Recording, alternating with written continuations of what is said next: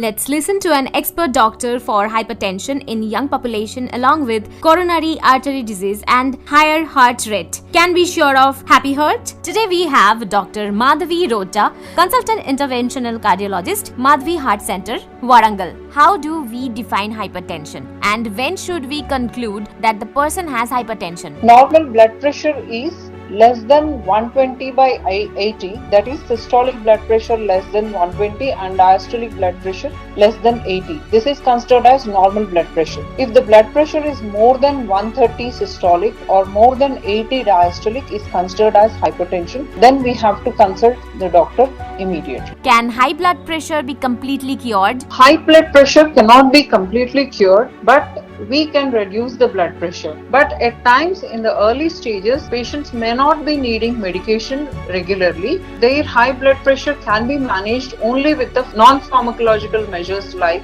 doing regular physical exercise, consuming less salt diet and taking plenty of fruits and vegetables, taking less fat. Has there been a recent increase in the incidence of hypertension and heart attack among young patients? If yes, what could be the underlying cause? Definitely, we are seeing that there is an increasing trend in the prevalence of hypertension among the young individuals. The most important causes that are responsible for these are the people are becoming more obese, they are adapting to the sedentary lifestyle, and the consumption of alcohol is increasing, smoking habits, and chewing of tobacco. So ultimately, it is smoking, drinking, and being overweight with sedentary lifestyle are the common reasons for the increasing in trend.